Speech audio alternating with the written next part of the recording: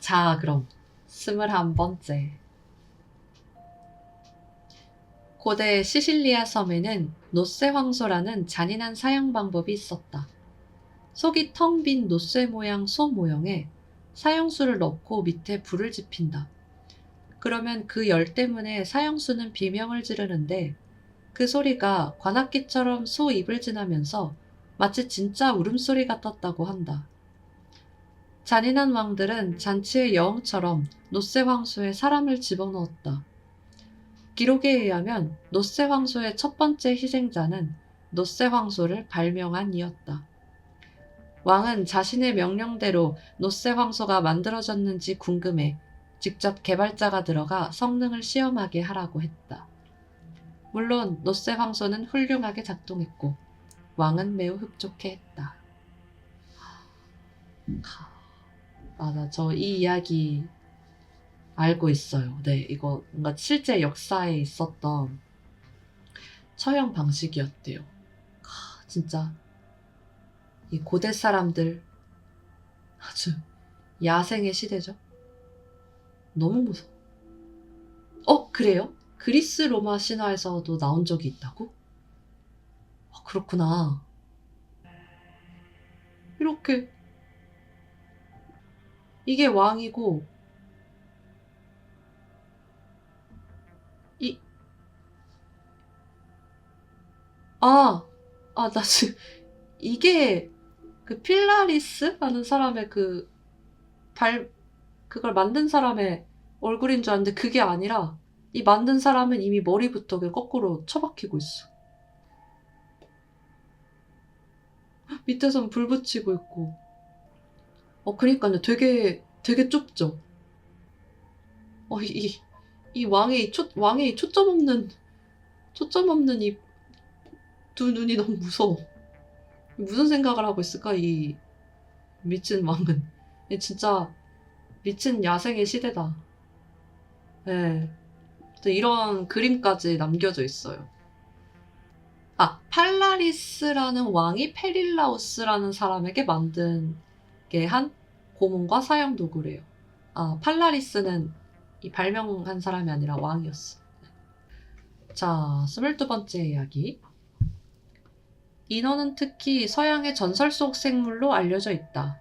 하지만 제주도 한림읍 귀덕리에 있는 금둘 애기물이라는 용천에는 예부터 인어 전설이 내려오고 있다. 금둘 애기물에서 샘솟는 물이 맑고 깨끗해 인어가 상처를 치료하기 위해 자주 금둘 애기물을 찾았다고 하며 마을 사람들을 만나면 꾸벅 인사도 할 만큼 나름 부침성도 있었다고 한다. 지금도 금둘 애기물은 용천수로 유명하다. 무엇보다 인어는 우리에게 그다지 먼 존재가 아니었을지도 모를 일이다. 훈훈하고 귀여운 이야기네요. 옛날 요정 이야기 같다. 맞아, 옛날에 그런 인어를 봤다는 그런 옛사람들의 기록이 있었대요. 이 한국 땅에도, 한반도 땅에도.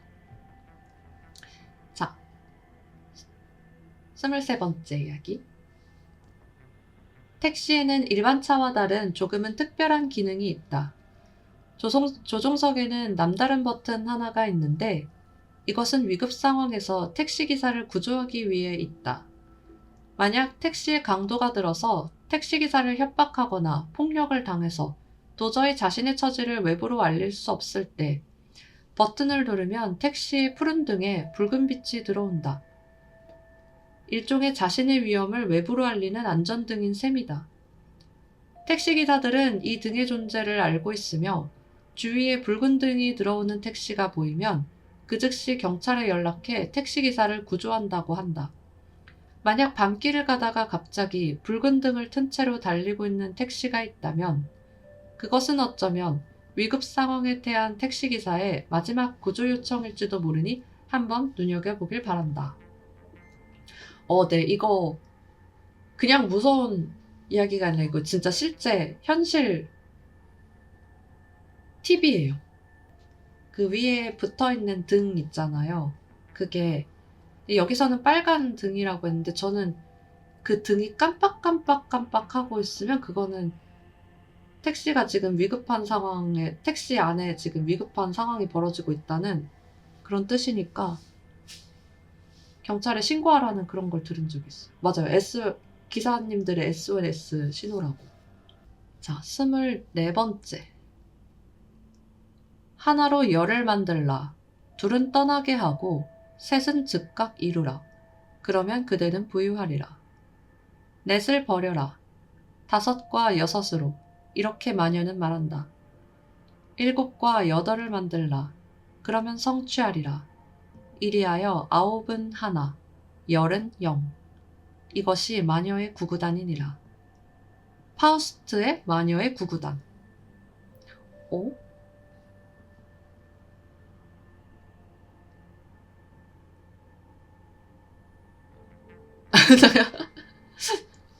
멈춰버렸네. 순간 굳어버렸네. 구구단? 아홉은 하나, 열은 영. 뭐지? 뭐지? 잘 모르겠습니다. 네. 마녀가 아니라서. 죄송. 자, 25번째 이야기. 1973년 미국 해군 잠수함에 있던 한 승무원은 무전 신호를 하던 중에 낯선 곳에서 수신된 구조 신호를 받게 된다. 승무원은 다급하게 이 사실을 알리고 구조대가 파견되지만 신호가 수신된 곳에는 아무도 없었다. 판독 결과 무전을 수신한 배는 이미 세계 2차 대전 당시 침몰했고 신호를 보낸 사람 역시 고인이었다. 전쟁 당시 침몰하던 배에서 보낸 신호가 수십 년간 암초에 부딪혀 이곳저곳을 돌아다니다가 뒤늦게야 한 잠수함에서 포착한 것이다. 전쟁 당시 수신된 신호는 아직도 이 세상 어딘가를 떠돌고 있으며 지금도 우리 머리 위로 누군가의 단말마가 떠돌고 있을지 모를 일이다. 그렇죠. 이런 길고 떠도는 전파가 많다고, 우주에도 많다고 그러죠. 아, 최전방에서 이런 괴담이 많아요? 이런 전파 괴담? 뭔가 안타깝다. 이번 건 조금 안타깝네. 맞아. 어떤 사람이 161번 이 사람이 재밌다. 저 위에 택시 붉은 등은 신고해 본 적 있는데 기사 아저씨가 실수로 잘못 켠 거였어. 신고한 다음에 경찰 아저씨들이 그 택시 추격전까지 펼쳐서 잡았는데 아하, 기사분은 평화롭게 점심 식사 중이셨음.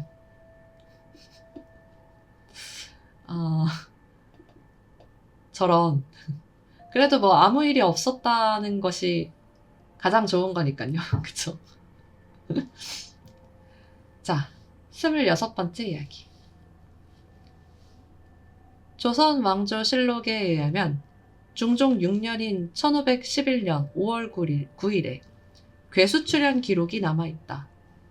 기록에 의하면 괴수는 망아지만한 크기였으나 형태는 삽살개를 닮았다고 한다.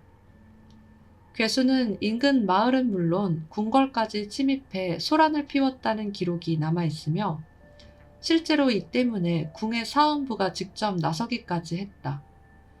괴물은 요란한 울음소리로 사람들을 놀라게 한 다음 그 즉시 모습을 감춰 아연질색하게 했다. 괴수 처리 문제로 조정 대신들이 회의까지 거쳤으며 괴물에 대한 기록은 인종이 죽기 사흘 전 기록까지 남아있다. 후의 기록에서 괴수는 더 이상 언급되지 않지만 그 묘사한 형태가 200년 후 프랑스를 떠들썩하게 한 제보당의 야수와 비슷한 것은 그저 단순한 우연의 일치일까. 27번째. 화가이자 과학자이자 건축가였던 레오나르도 다빈치의 역작 중 하나인 모나리자를 모르는 이는 없을 것이다. 어딘가 모르게 신비한 미소, 눈썹이 없지만 매혹적인 얼굴로 무사람들의 감탄을 받아온 모나리자. 하지만 이 모나리자는 역사를 거쳐오는 동안 숱하게 도난당하고 다시 회수되어 오는 일을 거쳤다. 하지만 의외로 레오나르도 다빈치는 모나리자를 2장 그렸다는 사실을 아는 사람은 적다. 다른 한 장은 루브르 박물관에 전시되어 있지만 다른 한 장의 여부는 아직까지 밝혀지지 않았다. 혹자는 카피본, 다빈치의 밑그림에 제자가 색을 칠한 것을 찾아와서 이것이 2번째 모나리자라고 주장하는 경우가 있지만 지금 전 세계에서 자신이 가진 그림이 2번째 모나리자라고 주장하는 사람만 해도 30명이 넘는다. 과연 2번째 모나리자를 소유하고 있는 이는 누구이고 그 그림은 지금 어디에 있을까? 이 모나리자도 진짜 음모론이 많아. 그쵸? 모나리자의 그 애매한 미소는 수수께끼를 내고 즐기는 다빈치 자신의 미소란 설도 있다. 오, 소름인데? 자, 28번째. 1990년 미국 호클라호마에서 한 사냥꾼은 자신이 기르던 사냥개가 괴상한 생물체의 사체를 물어온 것을 발견한다. 사체는 죽은 지 한참 되었는지 상당히 부패되어 있었으며 다리는 없었고 두개골과 척추뼈와 살점만 대강 남아있었다. 하지만 그 동물의 골격 구조는 오랜 기간 동안 동물을 사냥해왔던 그조차 지금껏 보지 못한 것이었다. 이에 흥미를 느낀 그는 알고 있던 동물학자에게 사체를 보여주며 연구를 부탁한다. 하지만 저명한 동물학자조차 그것이 무엇인지 알아내지 못했으며 14개의 대학과 연구소에서 돌아가며 조사했지만 DNA 구조가 지구에 존재하는 그 어떤 생물과 일치하지 않고 동물학적으로 명확히 분류할 수 없는 말 그대로 미확인 생물이라는 것만 밝혀낸다. 랄프라고 이름 붙여진 괴생물은 전반적으로 라마나 낙타, 염소를 닮았으나 골격구조상 사람처럼 직립보행을 했을 것으로 여겨진다. 키메라? 랄프는 나는 주먹왕 랄프밖에 모르는데. 좋아요. 29번째. 이것도 동물이다. 지구상에서 가장 기묘한 동물을 꼽으라면 동물학자들은 당연 오리너구리를 말한다. 대중매체에서 여러 번 얼굴을 비추면서 오리너구리는 우리에게 친숙한 동물이 되었지만 발견한 직후부터 지금까지 오리너구리의 미스터리는 밝혀지지 않았다. 일단 오리너구리는 털을 가지고 있으며 새끼에게 젖을 먹이는 포유류의 특성을 가지고 있다. 허나 알을 통해 새끼를 낳으며 부리와 물갈퀴가 있다. 그리고 골격구조상 파충류에 가깝다고 한다. 즉 오리너구리는 포유류, 조류, 파충류에 속하면서도 그 어디에도 속하지 않는 생물인 셈이다. 오리너구리가 어디서 어떻게 갈라져 나와 지금의 모습으로 진화했는지는 알 수 없으며 과연 어느 쪽에 분류되어야 하는지는 동물학자들의 영원한 숙제 중 하나다. 그래요? 오리너구리는 오리너구리과 그냥 고유한 존재야. 자, 30번째. 벌써 30이야. 1999년 도굴꾼인 헤일리와 마리오는 외딴 절벽에서 수많은 유물을 발굴한다. 훗날 그들의 범죄 행각을 뒤쫓던 독일 정부에 의해 둘은 감옥에 가고 그들이 도굴한 유물은 환수된다.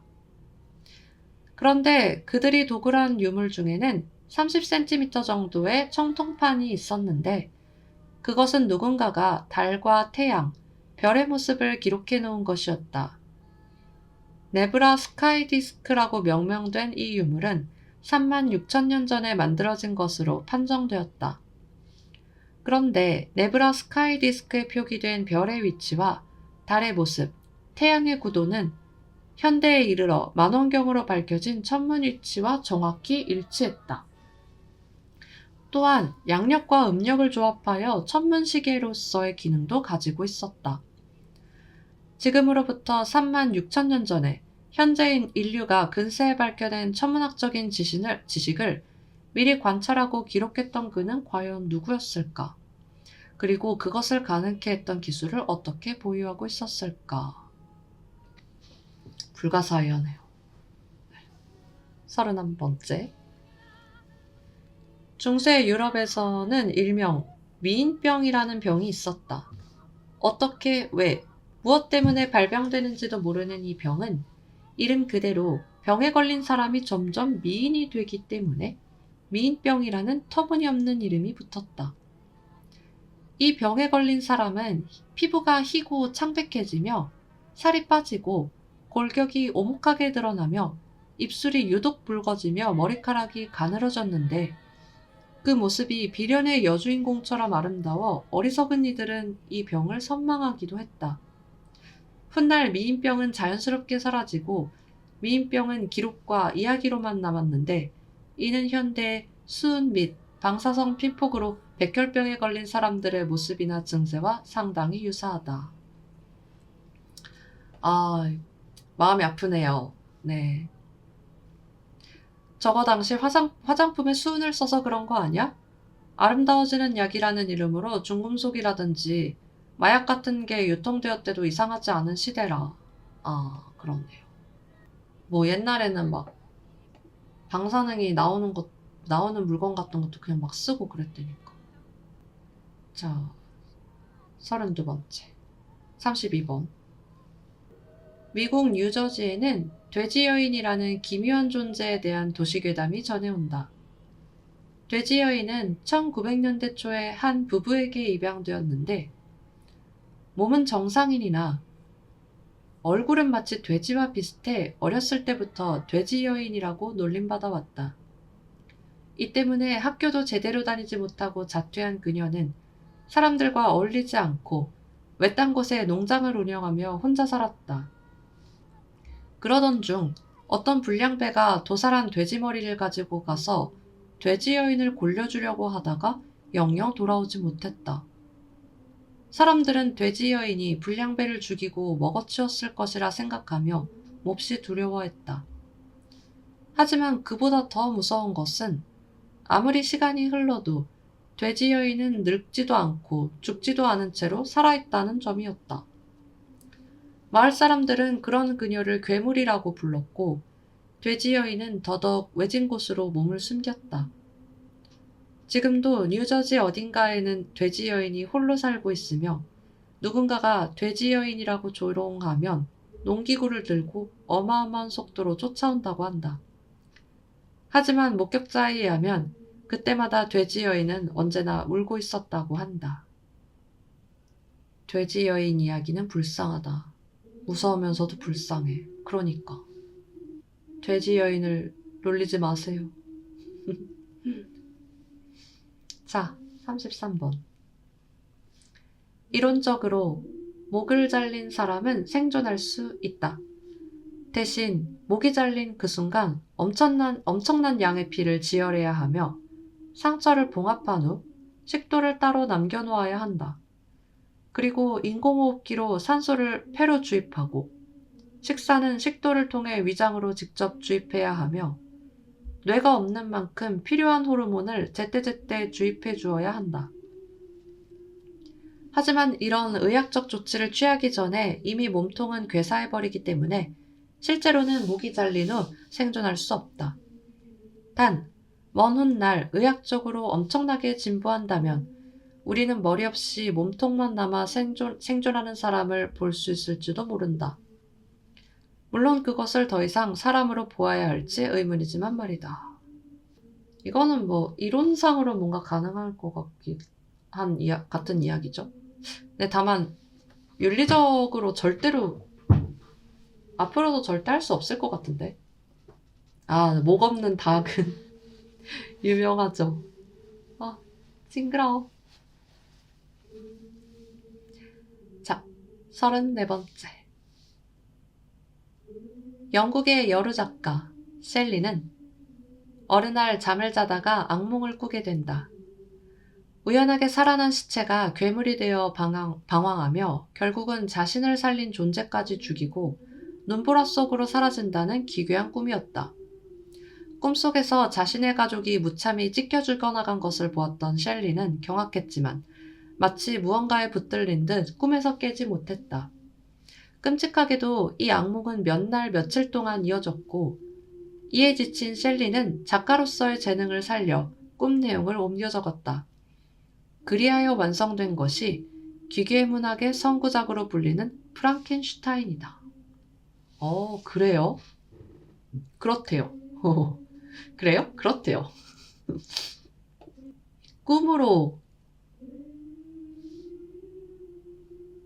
그러니까요. 그 소설이 사실 작가가 실제로 꿨던 악몽을 토대로 만들어졌다. 오, 되게 매력적인데? 자, 35번. 영국 시골에 있는 외딴 성은 옛날부터 도깨비불 괴담으로 유명했다. 유난히 어두운 날, 아무도 살지 않는 버려진 성에 도깨비불이 나타난다는 으스스한 괴담이었다. 실제로 인근에 사는 사람들은 도깨비불을 여러 번 목격했고 심령 연구가들이나 강령술을 하는 사람들이 성을 여러 번 찾았다. 하지만 원인은 밝혀지지 않았고 성은 더욱 버려지게 된다. 그런데 어느 날 어떤 사업가가 호텔을 짓기 위해 성을 헐값에 사들였고 공사 중에 성의 부지 아래에 엄청난 양의 인골이 발견되었다. 연구 결과 그들은 대부분 생매장당했으며 매장 시기는 유럽의 흑사병이 창궐하던 때였다. 즉 마을 사람들이 흑사병에 걸린 사람들을 생매장한 뒤에 그 위로 성을 지어 자신들의 범죄를 은폐한 것이다. 시간이 흐르면서 인골에서 인이 흘러나와 도깨비불을 만들고 그것이 성의 고담을 만들어낸 것이었다. 어쩌면 도깨비불은 억울하게 죽어간 이들의 마지막 넋이었을지도 모른다. 네, 맞아요. 이거는 진짜 그렇다고 하던데요? 뭔가, 과학적으로 충분히 가능하다고. 그래서 시골 사시는 분들은 꽤 그런 공기 중에서 뭔가 막 활활 타는 그런 걸 봐도 뭐 익숙하다고. 무덤가에서 그런 걸 봐도. 네, 또 마지막에는 다 잘 걷어서, 네, 편히 잠들 수 있게 해줬겠죠. 매장 처리를 해줬겠죠, 잘. 자, 36번. 동물을 기르는데 금기 하나가 있다. 동물을 가족처럼 사랑해주고 아껴주는 것은 당연하지만 절대 사람처럼 대해서는 안 된다. 동물에게 사람 이름을 지어주면 오래 산다는 속설이 있어. 동물에게 사람 이름을 붙여주는 경우는 괜찮지만 그런다고 해서 동물을 진짜 사람 취급하는 것은 금물이다. 동서고금을 막론하고 마치 사람처럼 대해주던 영리한 동물이 후에는 자신의 주인을 내쫓고 주인 행세를 한다는 이야기가 내려오는 것은 이에 대한 단적인 예라고 할 수 있겠다.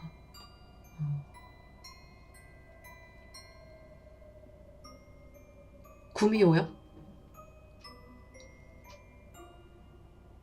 구미호? 구미호가 그런 이야기였던가요? 여우를 사람처럼 대해줬던 건가? 아무튼 뭔가 이런 얘기는 뭔가 항상 있어. 갑자기 떠오른 얘기예요? 그럼 뭐 이런 동물이든 뭐 아니든 간에 사람이 아닌 거를 절대 사람 취급해주지 말라. 막 말을 건다든지 뭐 이름도 붙이지 말라. 어떤 것들은 그런 것도 있잖아요. 자, 37번. 목포 해안에서 12km 떨어진 곳에 쇠섬이라는 무인도가 있다. 과거 쇠섬에는 아버지가 딸을 데리고 아내 없이 살았다. 그런데 딸은 성장해서 아리따운 아가씨가 되고 무슨 생각이 들었는지 아버지는 딸에게 여기서 자신과 아기를 낳고 살자며 청혼을 했다. 뭐야? 딸은 기가 막혀하며 그것은 소나 돼지 같은 동물이 하는 짓이다. 음메 소소리를 내면서 나체로 이 섬 3바퀴를 돌면 제안에 승낙하겠다고 답했다. 신난 아버지는 즉시 나체로 음메 소리를 내면서 섬 3바퀴를 돌았다. 하지만 돌아왔을 때 이미 딸은 목을 메고 죽어 있었다. 오. 그 후 아버지는 미쳐서 야산을 나체로 소흉내를 내면서 돌아다니다가 그대로 천지간을 날뛰는 원귀로 섬에 남는다. 지금도 음산할 때면 섬 전반에 음메 하는 기괴한 소리가 들린다고 한다. 이건 좀 심지어 국내 괴담이야. 아버지가 미친 건가? 헐, 미친놈 겁나 무서워. 그러니까 이건 그냥 이건 뭐 딸은 무슨 죄야. 이건 뭐 아버지가 진짜 미쳤네. 그 마지막에는 원기가 돼가지고 말이야.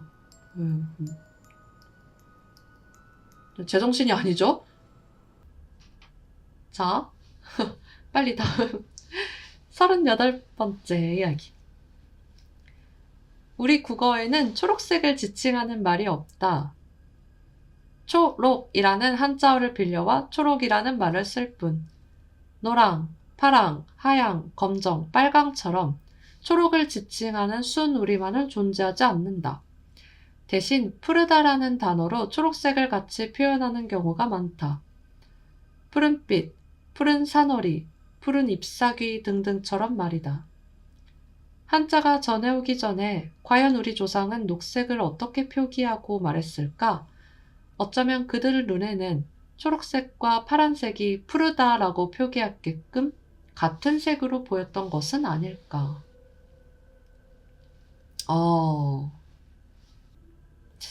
맞아. 옛날에 우리 할머니도 초록색 보고 파란색이라고 하셨는데 그렇게 말하는 게 계속 전해 내려왔던 건가?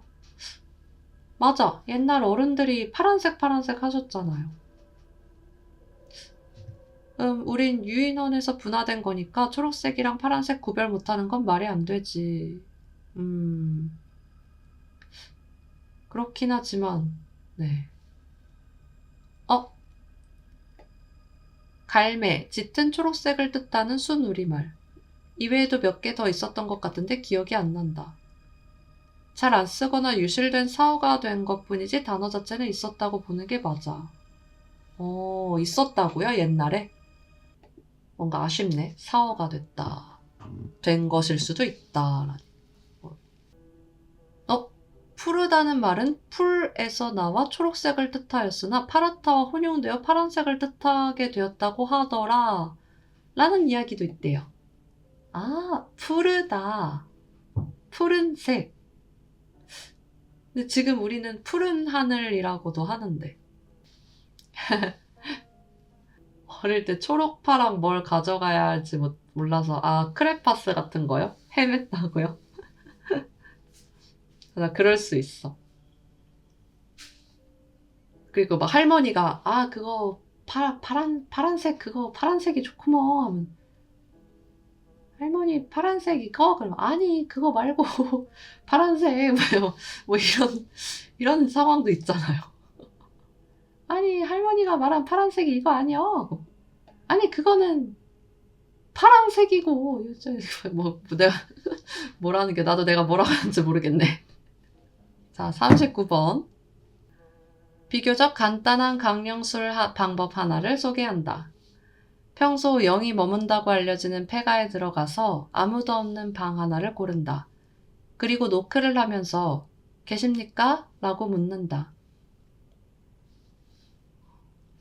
그 다음 그 방에 다시 들어가 문을 닫고 한 명 있습니다. 라고 말한다. 계속해서 2명, 3명, 4명, 5명 점차 늘려가다가 10명째에서 노크를 하다 말고 그 자리에서 문을 연다. 아무도 없는 방에 누군가 있다는 일그러짐을 점점 늘려가 종국에는 일그러짐만으로 영혼이 들어오게끔 하는 것이다. 단 이렇게 해서 강령술이 성공한다 할지라도 귀신이나 사람이나 불쑥 문을 여는 것은 굉장히 불쾌한 짓이며 이로 인해 화를 낼 수 있다는 것은 기억하길 바란다. 절대 하지 말아야 되는 거죠. 아까도 있었던 사람이 아닌데 사람이 있는 것처럼 막 행동하면 안 된다는. 절대로 하면 안 돼.